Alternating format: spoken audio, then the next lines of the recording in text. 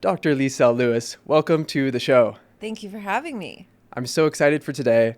First of all, we got to start with your name. It is so powerful. Are you a superhero? I am. That's what you do, full-time, part-time? Full-time superhero, part-time chiropractor. Wow, I love that. And I definitely want to know how you got into being a chiropractor. But I think the first question I want to ask you, or hear about, is you started playing tennis at age 4. Yes. Tell us about that. When you start playing tennis, you're signing up to be an employee of yourself. So I was like a little worker starting at age 4. Had a lot of responsibility, had a lot of coaches, a lot of help along the way, but it really shaped my entire personality. In what ways? We got to hear about this. So, first of all, we're talking about doing the work. When you're an athlete, when you're an individual athlete with no teammates, you are doing the work. And if you don't, then nothing's going to get done.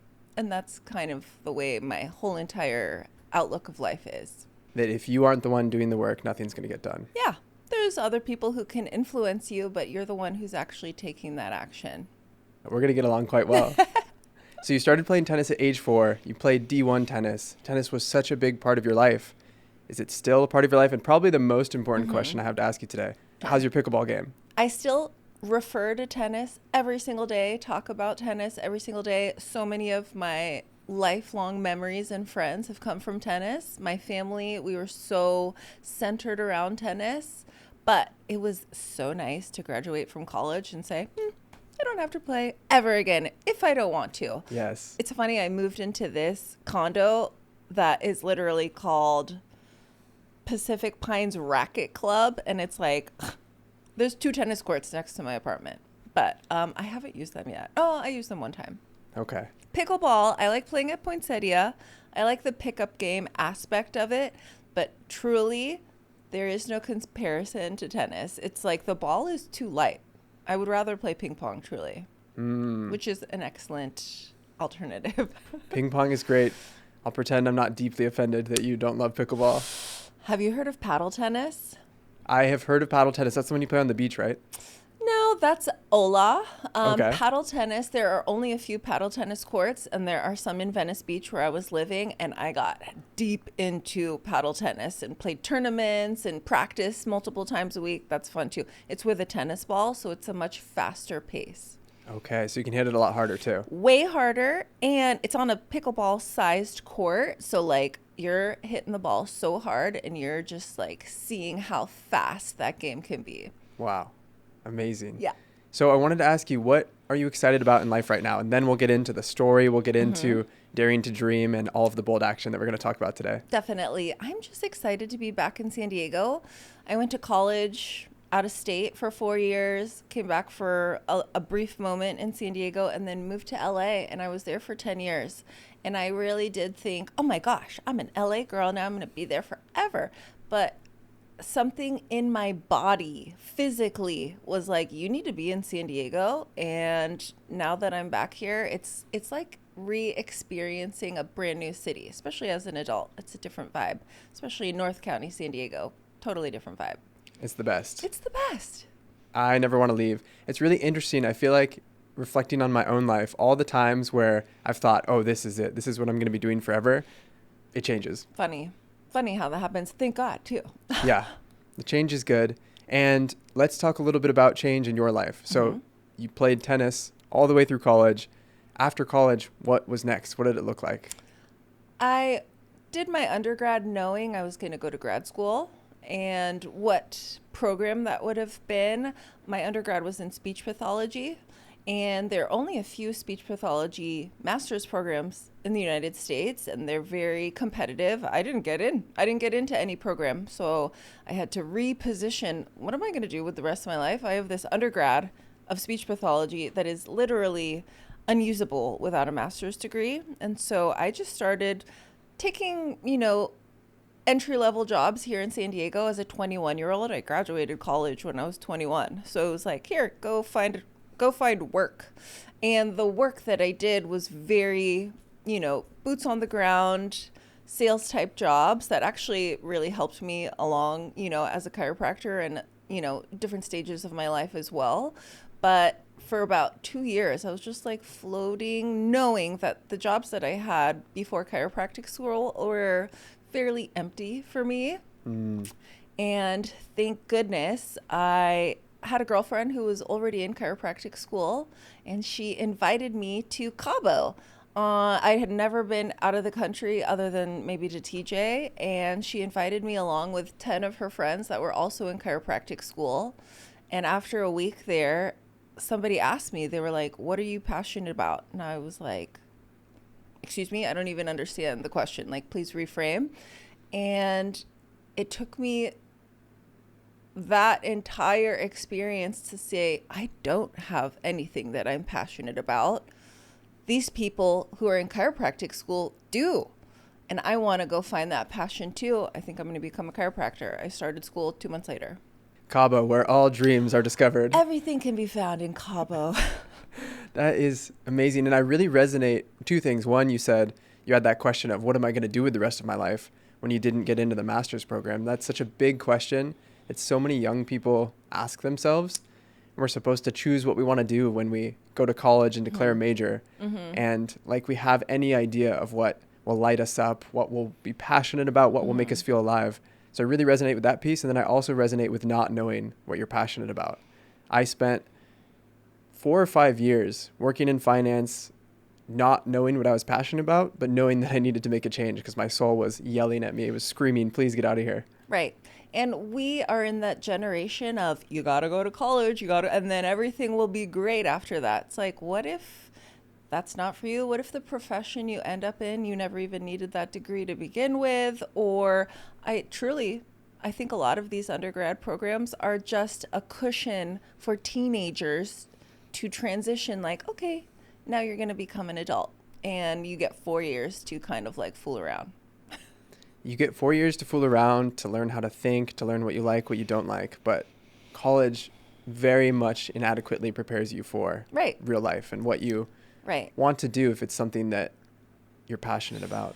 And in a way, formalized education. It's just a barrier to entry, but you don't actually learn about your profession or your life until you actually start doing it.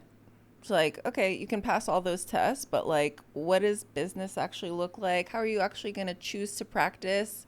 Where do you get clients? It's like, they don't tell you that in school. Not at all. I thought about going back and getting an MBA or some sort of master's when I was trying to figure out what I wanted, but I have gotten probably the equivalent of 12 or 15 MBAs by just starting my own business and having to figure it out on my own. I'm sure you know that. Literally. Absolutely. Yeah. So you didn't know what you were passionate about, but you hung out with a group of people who seemed passionate about what they were doing. Right. And that passion was contagious. And you said, I'm going to go do that. So contagious. And especially, I was 23 at the time. Some of the people were in their 30s. Some people were, mid 20s. And it was like, these people, whether or not they knew they were going to become chiropractors when they were young kids, are learning something that is driving them to this place. Every decision that you make throughout your life, it doesn't have to be the right decision, but every decision does bring you to what that next step is going to be. So whether you made good decisions or bad, they all led you to the place you're at right now. So you better start making moves just from that position. You better start making moves. My co-host Vinny and I always say, just start. Yeah. Just take a step in a direction. It doesn't need to be the right direction because one of our favorite quotes is you accrue incremental wisdom as you implement your flawed plan. So realizing that whatever plan you have, it's going to be inherently flawed. You're going to go wrong, air quotes, at some point, but it takes you to a new vantage point where you can then see, okay, maybe I don't want to go over here as much. Maybe I'll come back to the right a little. Right. And that's honestly one other thing about playing sports is like, number one, how's your footwork? Doesn't matter if you're going forward or back, side to side, you have to keep moving your feet. Number two, how's your defense? How's your offense? What's your next position? I mean, who cares what sport you end up playing, but it's going to teach you something about pivoting. Pivoting, I love that. And I really think what you're saying is helpful because I talk to so many people who don't know what they're passionate about. And what I'm hearing you say is that you don't necessarily need to know. You need to try something, but you can use other people as a proxy? If you meet someone and they seem excited, engaged, let me ask that question. What did you like about the people you met in Cabo? What made you think, oh, I might go do the same thing as them? Number one, the thing that drew me to chiropractic to begin with, because I was seeing chiropractors sporadically throughout my life, is that it's natural healing without the need of drugs or surgery. So the initial appeal to chiropractic to me was, wow, I don't have to take medication. I don't have to feel like an injured person. I don't have to feel like a sick person. Regardless of your diagnosis or your symptoms, you can heal because your body is self-healing. That was the initial draw. And then, not to mention, everybody was just really healthy, and not healthy as in like, I take the right medications at the right time. It was like they're healthy because they're eating well, they're moving their body, they have healthy mindsets. It was a holistic approach, and they just happen to be chiropractors too. What do most people get wrong about chiropractors, the whole industry? Right. I love this question. The whole industry of chiropractic can be summarized as people who want your body to heal naturally. But I think one of the biggest misconceptions is you only have to go to the chiropractor when you're in pain. And depending on your symptoms, some things will help and some things won't. Your entire body is self-healing. Literally, if you cut your finger, within seconds, within minutes, you start seeing healing happening. It stops bleeding, your skin starts to, connect together. You don't really have to do much. There's something about your body that has this innate intelligence that, as long as your nervous system is functioning properly, your brain and your nervous system are connected to the rest of your body, you can heal too. So it's more of a continued wellness, maintenance, thriving modality than just, I threw out my back, time to go see Lisel again. Definitely. And I mean, bless their heart. I love those patients that only come to see me when they're in some type of pain. But it's really my job to explain to people, hey, your body is constantly moving. So if you want to keep this thriving, if you want to keep this up, keep it going. It's like you don't stop brushing your teeth because your teeth are clean. It's like you're probably going to brush your teeth 12 hours later too, right? Hopefully. Hopefully. You said something about the nervous system that flagged something in my mind. When I was doing my homework, like any good podcast host does, you have something on your website that talks about the link between anxiety and depression and your nervous system. Tell us a little bit about that. Okay, this is the other underlying thing that called me to chiropractic. So let me answer the question anatomically first, and then I'll give you a little bit of my background. So your brain and your spinal cord are the thing that send messages to the rest of your body. So there are these nerves that travel in between the bones in your spine. So as long as those nerves are able to get to their destination, that destination should be working. So let's say if the nerves are going to your stomach should be able to work. If the nerves are going to your fingers should be able to work. If there's something impinging on the nerve that's trying to get to your fingers or to your stomach, to your heart, then okay, maybe it's not going to heal properly. Maybe it's not going to be throbbing as quickly. Maybe blood's not going to be getting there as quickly. If there is a postural change from your spine, often from being on the computer, often from playing sports or just having poor posture to begin with, there is an anatomical extra weight on your spinal cord. And now your body is trained to be in a fight or flight position. You have your parasympathetic nervous system and your sympathetic nervous system.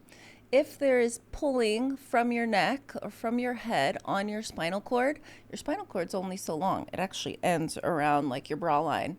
So if there's pulling, then you're getting triggered into this sympathetic nerve. You're going to be, prepared to run from a bear, but you're just sitting at your computer. You're just trying to sit in class. Why are you in this sympathetic, trigger? So my anxiety, my depression, yes, I was in a place in life that I didn't like to be in, but truly the the way that anxiety and depression is handled in modern society is by taking antidepressants, by taking anti-anxiety medications, maybe some talk therapy if you're lucky. But what if the trigger is coming from your spine? What if the trigger is an anatomical thing? What if getting more curve in your neck and the placement of your head more over your shoulders can just release some of that pressure from your nerves, and then you can go back into your parasympathetic state. Maybe you can go back into that rest and digest. That's so powerful. And it's so applicable today. I heard something the other day that made me laugh called tech neck, where your head is way out in front of you because you're crouched over looking at a computer. Right. And it's either the computer or the phone looking down. Yeah. Have you heard or seen any of the research around how looking down at your phone changes your jaw? Definitely. So funny enough, I had an underbite as a little kid. And who knows how that happened? Honestly, it could have even been from when you're being born, when babies are going through the birth canal, their cranial bones are very soft so that they can get through mom's womb. Once you're out in, now that the baby is born, as you start moving your spine, as you start cross crawling, as babies have tummy time, they develop these curves in their neck, their head starts to expand, your bones get firmer well into your 20s. Little kids even, your jaw is a part of your head, right?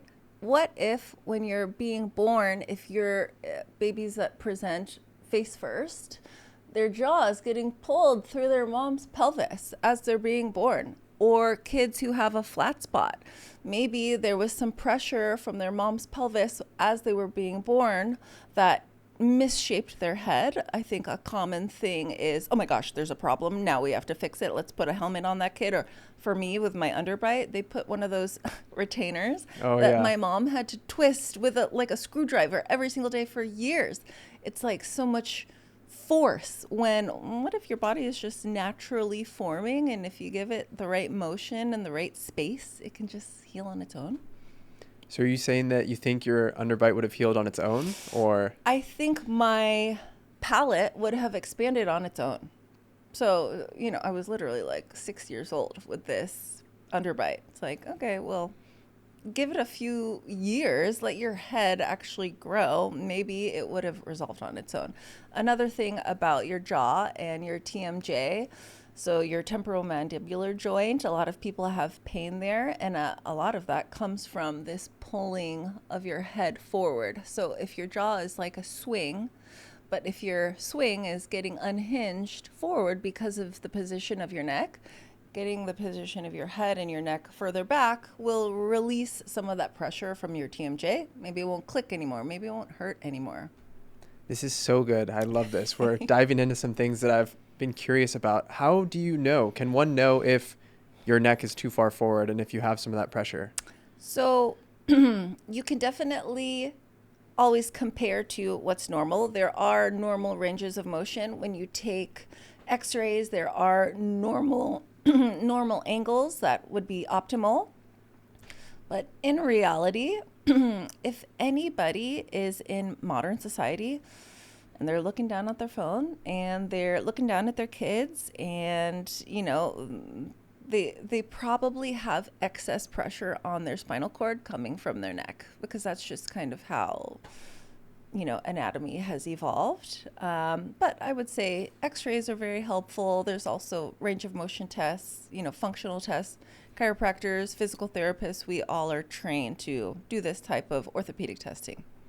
Very cool. And before we get too far away from the baby stuff, I saw on your website you're also a doula. Yes. I just learned that word recently. Tell us a little bit about what that is, what you do. Definitely. So a doula is somebody who assists a mother in the birthing process.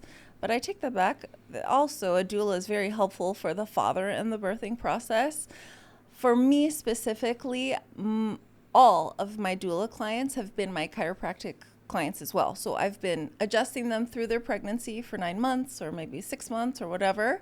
And so I am so familiar with their body. I know what helps them to reduce pain. I know how their body moves. So by the time the baby comes, I know what positions will be the most comfortable during contractions, or I can give like external aids to the mom to just bring the pain levels down. So if she wants to deliver naturally at home or in a birthing pool, that it's the most comfortable for her. Or even if the mom wants to deliver at a hospital, the doula is an advocate for the mother and the baby so that the birth actually happens the way that the mom really intends it to and the way that your body naturally intends it to.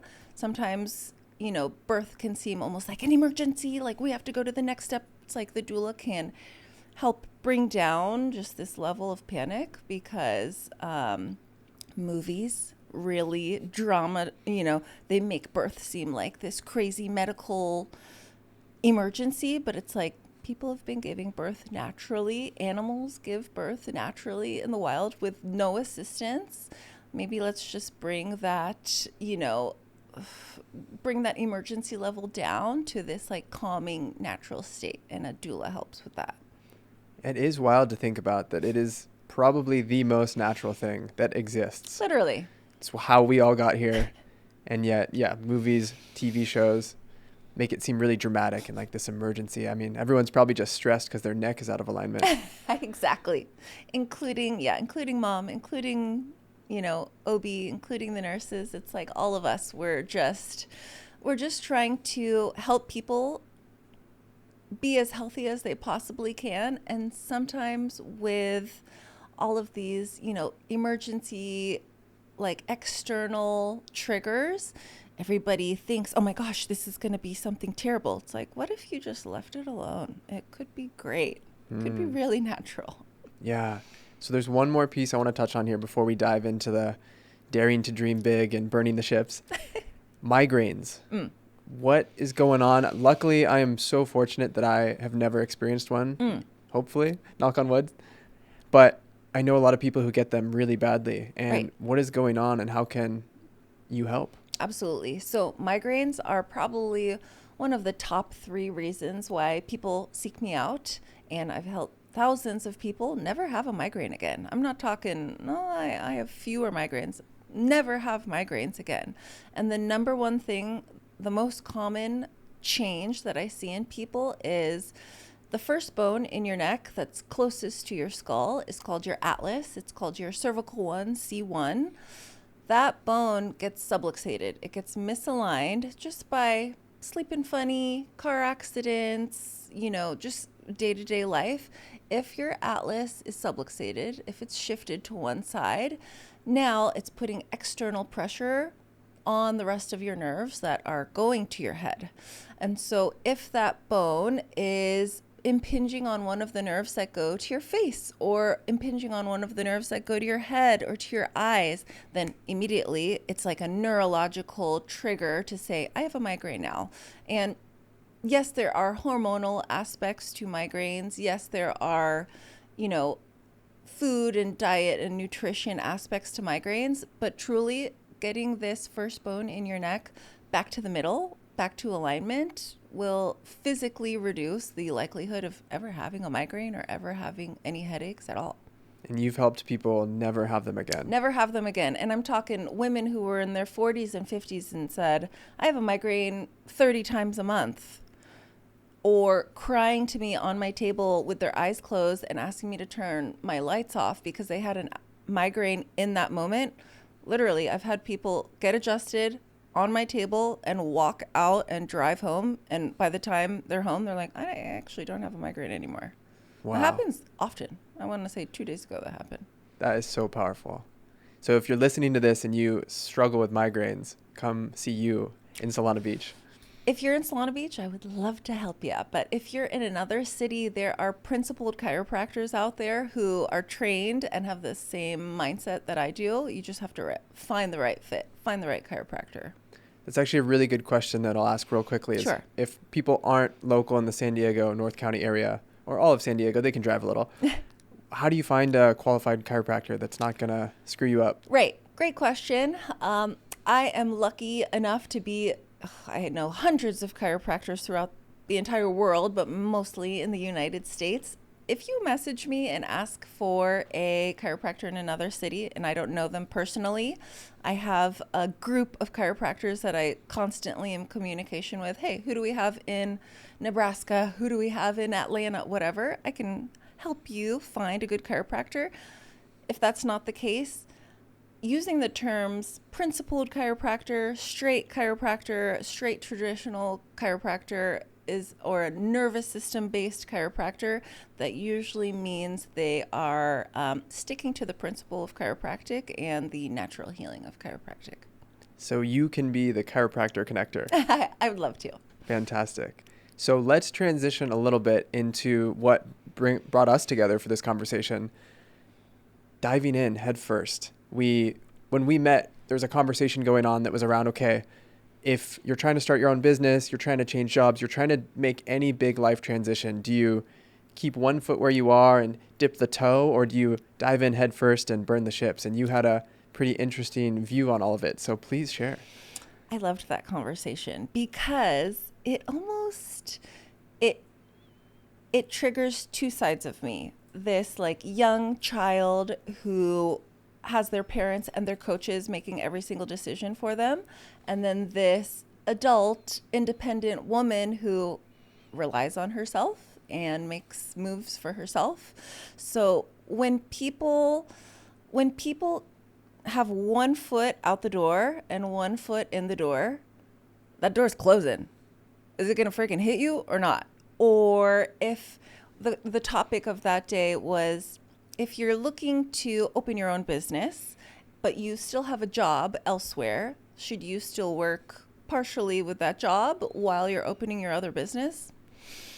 In my experience of doing just that, now you're filling both cups only halfway, and nobody wants half of anything. There's a quality of service that goes down when you're not devoted anymore. Same with in your relationship or with your exercise or with your health. When you're not dedicated anymore, it just gets shittier and shittier, and you either end up getting burnt out and maybe quitting that venture that you wanted to do and just reverting back to whatever's safe, or you just have like a poor quality of service for, both of those things, and it never evolves. You just kind of suck at both things. Just kind of suck at both things. How sad would that be? I always give this example again of sports. I only played tennis. I wanted to be a gymnast. I wanted to dance. And honestly, my dad was like, no, you stick to one thing. You dedicate your talent to one thing and watch that thing excel. It's such an interesting question and topic around, do I dive in head first? Do I stay? Do I build it up on the side? And I think truly, in my perspective, each person has to decide for themselves and really listen to the inner knowing, the intuition. Mm-hmm. Because for me, I had no other choice. For me, it was like, you need to get out of finance right now. Otherwise, you're going to blink. You're going to wake up at 55. You're going to hate yourself. You're going to hate life. You're going to be stuck. You will have settled. You'll be miserable. And we need to leave. So I had to make a hard left turn, dive head first. It was so dramatic. I look back at some of the content I created in the beginning, and it was like, I'm diving headfirst into the abyss, into the unknown, and that's what I needed. It worked out. It wasn't the easiest or most comfortable option for sure. And it's not for everyone, but for the people that it is for, I think this message is super powerful. And then for other people, maybe working part-time, a third time, an eighth time, like slowly easing into it, that might be the right path. But I definitely agree with you that if you are going to go about it in that way, you need to be very intentional.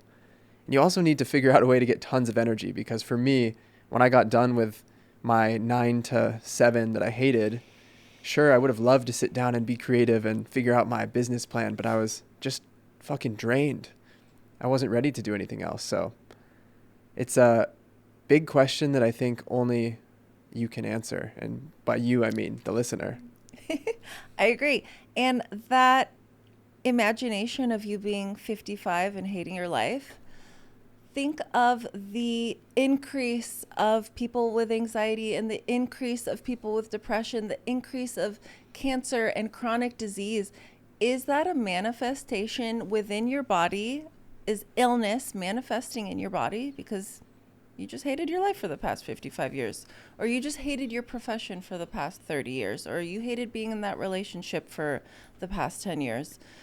There's a reason why people are getting sicker and sicker in, this modernized society, and it's not a one thing only, but it's a contribution of, are you stressed all the time? Are you pissed off all the time? Are you just unhappy all the time? Your body doesn't want to be like that. So it's going to trigger you in some way. Are you going to have an ulcer? Are you going to have a heart attack? Are you going to have a headache? There's something within your nervous system that wants to say, Gregory, stop being in finance. Right. Oh yeah, it was all happening, all those things. Right. But it's crazy because that sounds unscientific, and that if you're unhappy, you're going to develop issues and diseases, but it's true. Like, how can you think that if you wake up every single day and you hate your life and or yourself, that it's not going to cause huge problems? And I'm a huge believer that you don't have a choice. You have to listen to that inner knowing, that intuition. Viktor Frankl called it your conscience. And he says that you have to listen to what your conscience commands you to do. And if you do that, everything falls into place. If you aren't listening to that voice, that whisper, that's when things fall apart. You get sick. You get hit by the metaphorical truck of life. And the more you can listen to that, the more, at least for me, the more my life just seems to open and expand. And it's so beautiful. And it makes me, one, really sad to think that there's a lot of people who never experience that. And two, I'm almost in a place of, I don't like using the G word, guilt, but there's like almost, it's not guilt. I'm not guilty anymore, but it's hard to talk about with people who don't understand that you can legitimately wake up every single day, Mondays included, and be freaking stoked to get to work, to come to this office, to be on coaching calls, to record podcasts, for you to adjust people, to be with them, to help them heal. Like, what is that like for you now that you assumedly love what you do? It is so rewarding to be in flow. And however flow seems to you, it's literally like the waves. It's literally like the ocean and the water. It's like you can't stop those waves from hitting, but you can get into the water and maybe swim and float and take your paddleboard out. You can ride those waves. It doesn't have to be like a hard stop and, okay, now I'm going to lose all of my savings. I'm not going to, dedicate all of this time into a business that could potentially not even work out.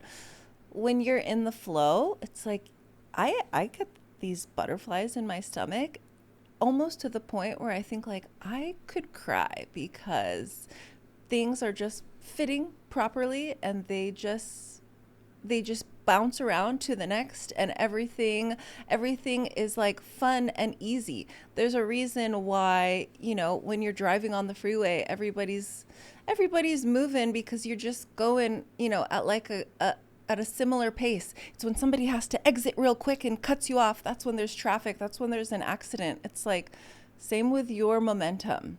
There's a posturing that can happen that you don't have to be financially ready to quit your job, or you don't have to have a trust fund to quit your job, but you can take the resources that you've been accumulating your whole entire life and just posture into that direction, that new direction that you want to take. And it's actually slightly less scary because like, okay, I'm just flowing. Things are fitting this way. Being in that flow state is such a game changer. It makes all the difference in the world. And I know we're talking about the highs and the good stuff, and I totally agree with you. I cry quite often when I'm meditating now because I'm like, what? Like, this is what I do for a living. Mm-hmm. And I help people and I make money and I'm not working in finance. It's so good. But let's go to the darkness for a moment. Tell us about starting your business, any of the lows, and maybe it's even before you started your business. You said there's about a 2-year period where you're like, what the heck am I going to do for the rest of my life? Okay. Take us to the depths. This is the real stuff. So yeah, I graduated college when I was 21 and just wanted a job because I had a tennis scholarship, right? And At that time, my stipend was $550 a month. I was so freaking broke. And I think I definitely started on that credit card debt trajectory. Moved back in with my parents, who let me live at their house, but I definitely wasn't asking them for money. I wasn't living off of them. I'm grateful that they allowed me back into the house. But that almost dampened any drive that I had. I was like, okay, well, just get a job so you can buy crap, And in that 2 years, I did just accumulate more debt, more crap. There was no intention with my work. There was no intention with my spending. Since I had a scholarship playing tennis, my parents would tell me, we'll pay for your graduate program, whatever that happens to be. I came back from Cabo and told my parents. I sat down with my dad, who's my biggest supporter, but at the same time, my biggest critic. And he told me chiropractic school was the worst idea I ever had. He would not pay for that grad program, and I made a huge mistake. So for 2 months before I went to chiropractic school, my dad would just like stand in the hallway and be like, you're making a huge mistake. And he's very aggressive. He's got a thick Filipino accent. It was like, you are making a huge mistake. It was like guilt. I used the guilt word. I tried to back out of chiropractic school many times. And I just knew, no, this is something that I have to do. I was 24 at the time. I was like, if I'm going to make a change, 24 is kind of a nice time to do it. It's like, meh, if something goes wrong, you still got all this life to correct. But it's also like, all right, you're not a kid. You can make your own decisions. You can get these student loans. So that's what I did. I signed up for chiropractic school using student loans. We used to joke that living on a budget was you could go to the taco stand and get dollar tacos every day and be eating pretty good. Or you could just eat like vegetables and hummus every day and like still be eating pretty good. You just kind of make it work, even though maybe you're not like thriving in those budgeted times, but it's like, there's some options for you. If you're a resourceful person, you can make those things work. It was definitely a much harder curriculum that I was prepared for. I did not know that the first 2 years of chiropractic school is essentially the same curriculum as the first 2 years of medical school. I had no idea. I thought we were going to be doing yoga every day. I thought we were going to be meditating in class. You are thrusted into anatomy and physiology and biochemistry, and I remember we had to dissect like 36 different cadavers over the course of a year. And I just remember thinking like, where are the crystals? Where's all the incense? Like, this is not what I thought chiropractic school was going to be. So to be completely honest, I needed lots of tutors. I was in that freaking library until midnight. I was waking up at 3 a.m., the day of an exam to just cram even more. I didn't know it was going to be such a difficult program, but getting out of it, using my own resources, using only my own resources to get through that point, including resources of money, including resources of, bandwidth within my brain, was the most rewarding thing. And I would never, ever regret that decision. That's the best thing I could have ever done for my life, was dive headfirst into the darkness, because what else was I going to do? Just like keep being almost like monotonous and just like meaningless with my intentions forever? No, that would have probably made me sick, or more sick than I already was, That is so impressive that you, at 24 years old, decided to choose a program that you would pay for entirely yourself and not one that your parents were going to pay for, because you just had a feeling that this is what you were supposed to do. And it really goes to show, if you have a strong enough why, you can achieve any how. Right. You can eat tacos, and tacos, come on, it's a pretty good life. But you can get by. You can wake up early, you can study late, you can figure it out if you're in the right place. It makes me think of one of my best friends is in medical school right now. And we used to always joke in high school that I was way smarter than him because I would do better on tests.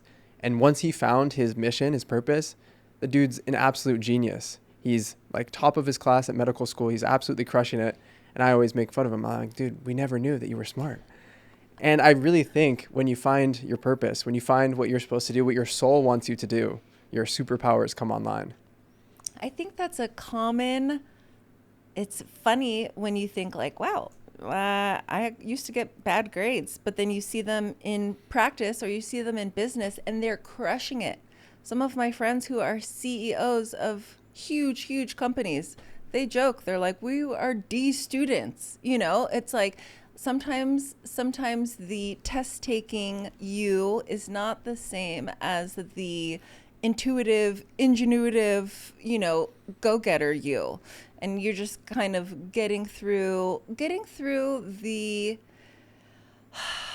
ugliness so that you can actually start showing who you really are and really start thriving. It makes sense.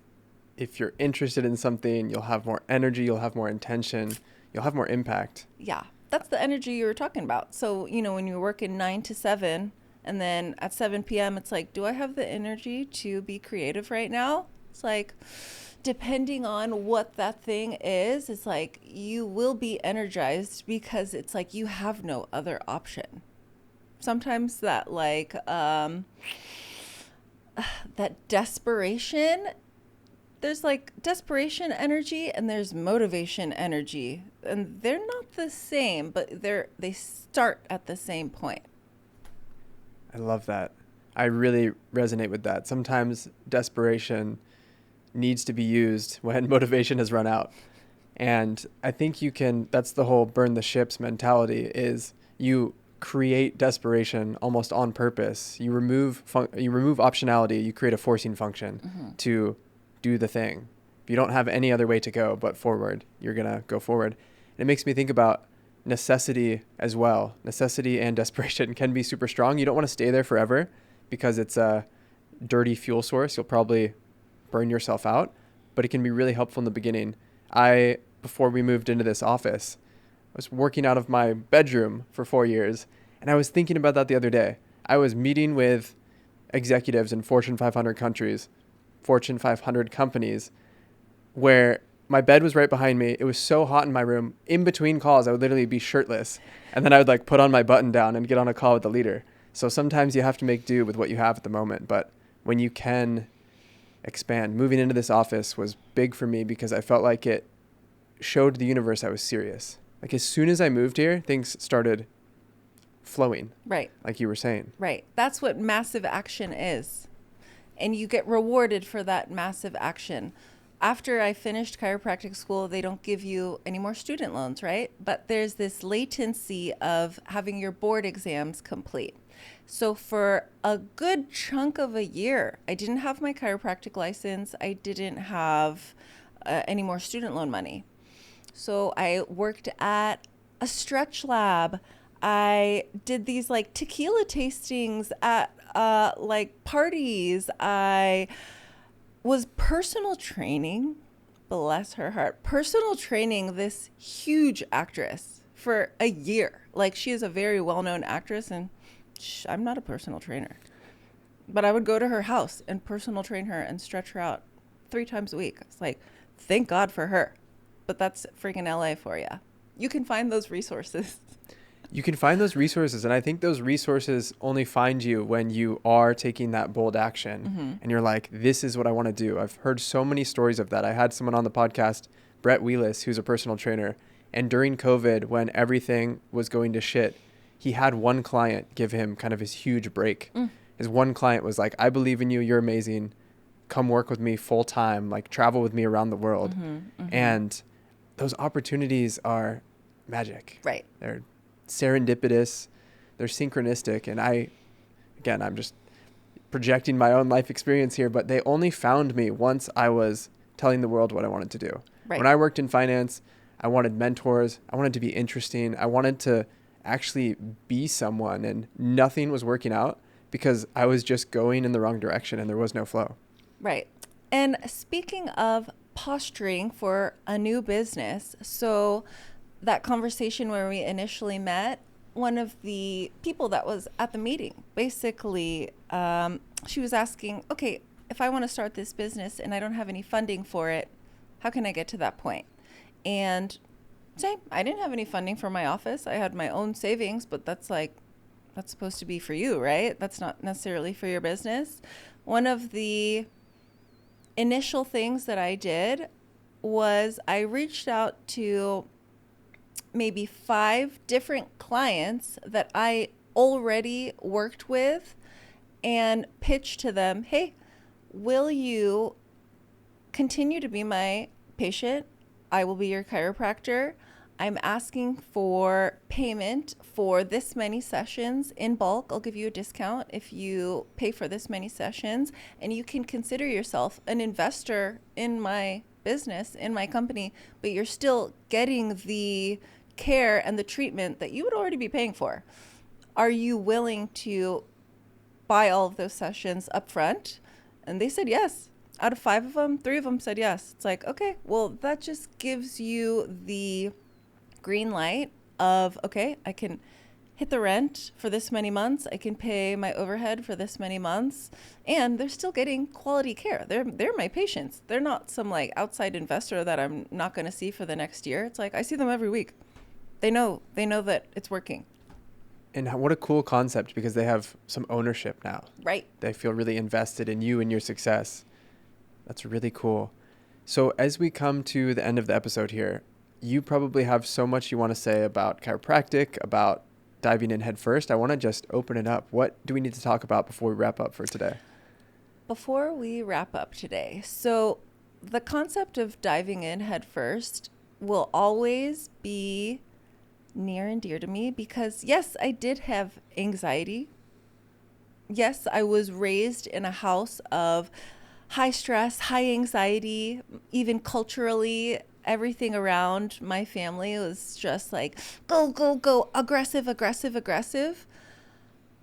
But until you actually accept, okay, I experienced all that stuff and thank God it's over.